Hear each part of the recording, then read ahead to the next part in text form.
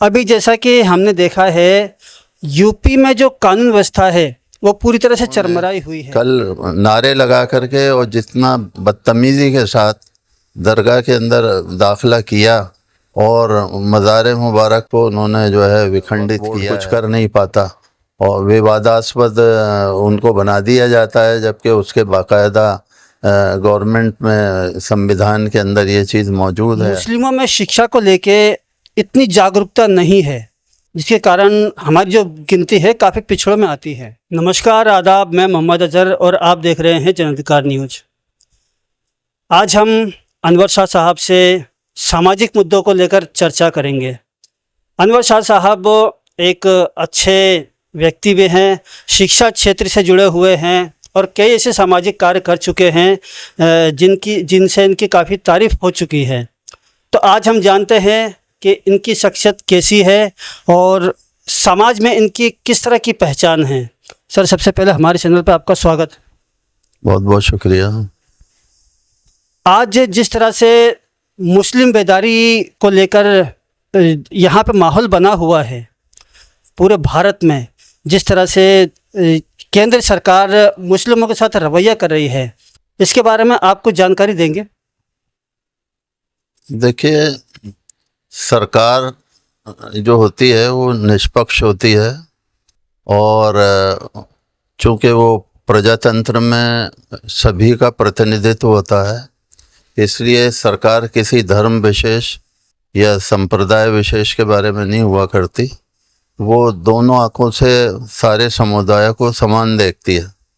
लेकिन बड़ी दुर्भाग्य की बात है कि अभी जो मौजूदा हालात हैं उसमें बहुत सी जगहों के ऊपर ऐसी घटनाएं होती हैं जिससे बड़ा दुख होता है देख करके। जो हमारा प्रजातांत्रिक ताना बाना है, सहयोग और सद्भाव का जो वातावरण है, उसको चोट पहुंचती है। हमारी गंगा जमुनी जो तहजीब है, क्योंकि भारत के विकास में, भारत के प्रजातंत्र के अंदर हिंदू, मुस्लिम, सिख, ईसाई, जैन, पारसी सभी धर्मों संप्रदायों का समान रूप से जो है वो सहयोग और सद्भाव और बलिदान रहा है। तो ऐसे में सरकार को चाहिए कि वो असामाजिक तत्वों को और ऐसे लोग जो समाज को विखंडित करते हैं और हमारे प्रजातंत्र पर कुठाराघात करते हैं, ऐसे लोगों से सचेत रहना चाहिए, उनके खिलाफ कड़ी कार्रवाई करनी चाहिए। अभी जैसा कि हमने देखा है, यूपी में जो कानून व्यवस्था है वो पूरी तरह से चरमराई हुई है। अभी कल की ही एक घटना है जहां मुस्लिम समुदाय के एक मकबरे को लेकर कुछ हिंदू आदि संगठनों ने हमला बोला है और पुलिस की मौजूदगी में ये सारा घटनाक्रम हुआ है। क्या कहना चाहेंगे इसके लिए आप? देखिए, सरकार को कोई भी धर्म हो उसके आस्था का केंद्र होता है, उसकी प्रतिष्ठा होती है, उसकी भावनाएं उससे जुड़ी रहती हैं। अगर कोई विवाद है तो विवाद का निपटारा जो है न्यायाधिकरण होता है, न्यायपालिका है।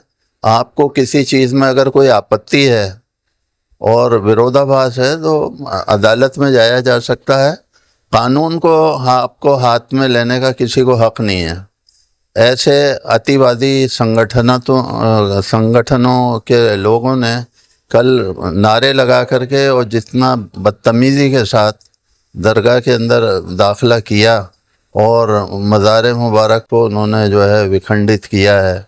अगर ऐसा कोई मुस्लिम संगठन या मुस्लिम व्यक्ति करता तो पूरे देश के अंदर क्या स्थिति होती, मीडिया का रोल क्या होता। और देखने की बात है कि बड़े ताज्जुब की बात है कि पुलिस के संरक्षण में ये सब कुछ हो रहा है। वरना अगर कोई मुस्लिम यानी कोई ऐसा हिंदूवादी कोई विचारधारा की कोई समाधि होती है और उसमें अगर कोई अतिवादी मुस्लिम होता तो उसका भुगतान न जाने सैकड़ों हज़ारों लोगों को भुगतना पड़ता। हत्ता के जो काम करने वाले हैं जिन्होंने ऐसा कुछ कानून हाथ में लिया, अब तक तो उनके घरों पर बुलडोज़र चल गया होता।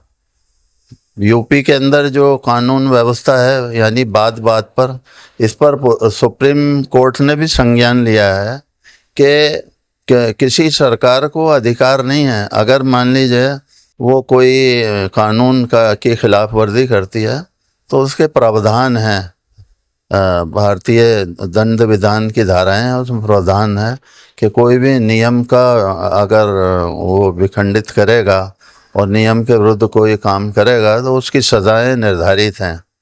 आप कोई व्यक्ति मान लीजिए कोई असामाजिक कार्य करता है और उसके नतीजे में आप उसके पूरे घर को ढा देते हैं, और उसकी मान लीजिए कोई गलती 10% है, आप 150% उसकी सज़ा देते हैं, उसके घर को ढा देते हैं, उसके परिवार उसका 100 साल की कराई पिछली मेहनत और अगली मेहनत के लिए वो पूरा ख़ानदान और परिवार बर्बाद हो जाता है। और इस पर सुप्रीम कोर्ट ने भी, विभिन्न हाई कोर्टों ने भी जो है संज्ञान लिया है और कड़ी आलोचना की है सरकार की कि इस प्रकार के जो गतिविधियां हैं। अब हम देखते हैं कि जिस तरह से यूपी के अंदर फतेहपुर में कल ये घटना हुई है, ये बहुत पुराना जो है इतिहास रहा है दरगाह का। वहाँ घुसना, बल्लियाँ लगी हैं, बैरिकेटिंग हो रही है, पुलिस वहाँ मौजूद है, पुलिस के वरिष्ठ अधिकारी वहाँ मौजूद हैं, और बड़े यानी आश्चर्य की बात है कि लोग वहाँ घुस गए हैं पुलिस के मौजूदगी के अंदर और मज़ार को जो है वो तोड़ रहे हैं, और पुलिस जो है वो लाठी चार्ज करना तो दूर, उनको मतलब धकेलने का या कोई हटाने का ज़रा सा प्रयास भी नहीं कर रही है। बड़े ताज्जुब की बात है। जब कुछ उन्होंने ऊपर चढ़ कर के झंडा फहरा दिया और जो है मज़ार शरीफ को जो है वो बहुत अधिक नुकसान पहुंचाया। अब आप अंदाज़ा लगाइए ये कानून व्यवस्था क्या है यूपी की। ये कल की घटना जो है इसका एक उत्कृष्ट उदाहरण है। बिल्कुल, यानी बड़े शर्म की बात है कि लोगों की आस्थाओं के साथ कुठाराघात करना। हालांकि अगर बैरिकेटिंग सही से होती और ऐसे कोई व्यक्ति अंदर उसमें दाखिल होते तो उनको पहले से ही गिरफ्तार किया जाना चाहिए था। और अगर मान लीजिए कोई विवाद भी है तो उसका निपटारा न्यायालय के द्वारा होना चाहिए। अच्छा जाए कि कानून को हाथ में लिया जाए, अव्यवस्था फैलाई जाए, धार्मिक भावनाओं को जो है वो लोगों को जो है वो बहुत तकलीफ पहुंचाया जाए। बड़े शर्म की बात है ये। वक्फ बोर्ड को लेकर भी काफ़ी उतार चढ़ाव चल रहा है, इसके बारे में क्या कहना चाहेंगे?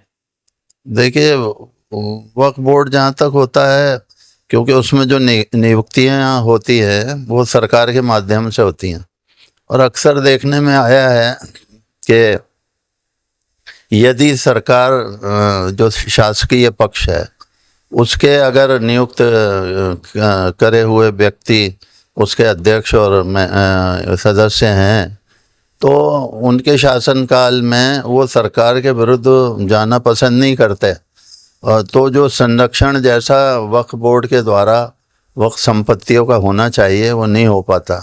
और जब सरकारें बदल जाती हैं और उनकी अवधि बाकी रहती है तो वो पंगु बन जाते हैं, कुछ काम नहीं कर पाते। वो नाम के अध्यक्ष और अन्य व्यक्ति होते हैं, ना तो उनको किसी प्रकार की पुलिस संरक्षण प्राप्त है, ना कोई ऐसी फोर्स है कि वो उसको जो है संपत्ति को सुरक्षित रख सकें।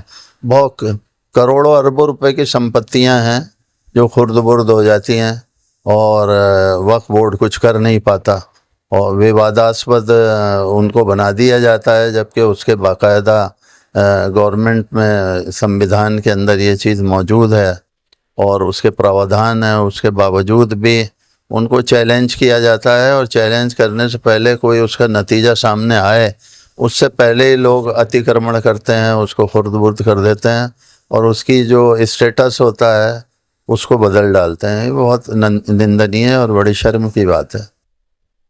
आप शिक्षा के क्षेत्र से जुड़े हुए हैं, एक स्कूल चलाते हैं।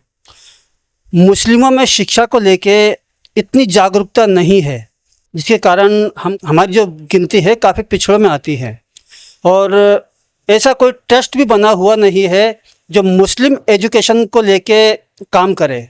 तो क्या भविष्य में इसको लेकर आपकी जो तंजीमें हैं वो कोई काम करेंगी? देखिए, मैं पिछले 52 सालों से शिक्षा के क्षेत्र से जुड़ा हुआ हूँ, 1973 से आज तक। और हमारा अपना एक दृष्टिकोण रहा है और लगभग 240 संस्थाएं हैं हमारी माइनॉरिटीज इंस्टीट्यूशनल वेलफेयर सोसाइटी, उसका मैं अध्यक्ष भी हूँ पिछले 13 सालों से। और हम लोगों का प्रयास भी है और शहर की NGOs भी हैं और दूसरे संगठन भी हैं, वो शैक्षणिक जागृति पैदा कर रहे हैं, लोगों में चेतना पैदा कर रहे हैं, कोशिश कर रहे हैं। और ऐसी बात नहीं है, अब पिछले 20-30 सालों के अंदर लोगों में बहुत ज़्यादा शिक्षा के प्रति जो है वो जागरूकता आई है। वो मज़दूर होने के बावजूद, उनके आर्थिक स्थिति दयनीय होने के बावजूद भी वो अपने बच्चों को, अभिभावक जो हैं वो पढ़ा रहे हैं। लेकिन एक बड़ी शर्म का विषय है कि केंद्र सरकार ने पिछले 3-4 सालों से जो गरीब बच्चों के लिए आर्थिक सहायता होती थी स्कॉलरशिप की, प्री मैट्रिक की, उसको बंद कर दिया, जिससे लाखों करोड़ों अल्पसंख्यक जो मुस्लिम बच्चे हैं वो शिक्षा के क्षेत्र में वंचित हो गए। एक आर्थिक दयनीय परिस्थितियों का भी मुस्लिम समाज सामना कर रहा है, लेकिन उसके बावजूद भी पिछले कई सालों से जो है विभिन्न क्षेत्रों में जो है लोग इसको जागरूकता लेकर के मकतब हैं, मदरसे हैं, प्राइमरी स्कूल्स हैं, मदरसा बोर्ड के माध्यम से भी और प्राइवेट स्कूल्स भी और गवर्नमेंट स्कूल लेवल पर भी मुसलमानों की शिक्षा के प्रति जो है भावनाएं बढ़ी हैं, जागरूकता बढ़ी है और उनका प्रतिशत भी बढ़ा है। 15 अगस्त आने वाला है, आज़ादी का दिन है, इसको लेकर आप जनता को क्या संदेश देना चाहेंगे? देखिए, हमारा जो अस्तित्व है वो हमारा जो संविधान है वो एक बहुत पूरे विश्व के अंदर एक बहुत बड़ी धरोहर है। हम बाबा साहब भीमराव अंबेडकर जी द्वारा जो संविधान का 26 जनवरी 1950 को जो लागू हुआ था, उसी के कारण से आप और हम और देश भलीभांति जो है वो प्रजातंत्र की तरफ और सुसंगठित और सुव्यवस्थित ढंग से चल रहा है। अब हमें स्वतंत्रता दिवस के इस अवसर पर चाहिए कि इस बात की शपथ लें कि हम संविधान को अक्षुण्ण बनाए रखेंगे, उसके प्रति हमारी जो चेतना है, भावनाएं हैं, उसके लिए हम समर्पित रहेंगे। देश को एकता और अखंडता का मान सम्मान करते हुए हमें मिली जुली हमारी जो संस्कृति है उसको बनाए रखेंगे। एक दूसरे के प्रति, भाषाओं के प्रति, समाज के वंचित लोगों के प्रति स्वतंत्रता दिवस के मौके पर हमें चाहिए कि हम शपथ लें कि विकसित भारत बनाने के लिए हम एक दूसरे के धर्मों का, संप्रदायों का, लोगों का मान सम्मान करें और संगठित होकर के देश को आगे बढ़ाने में अपना पूरा सहयोग करें। तो ये हमारे साथ अभी जुड़े हुए थे अनवर शाह साहब, और इन्होंने सामाजिक मुद्दों को लेकर चर्चा की है। अगर आपको ये हमारा वीडियो पसंद आए तो हमारे चैनल को लाइक करें, सब्सक्राइब करें, बेल आइकन का बटन जरूर दबाएं। देखते रहे जन अधिकार न्यूज़।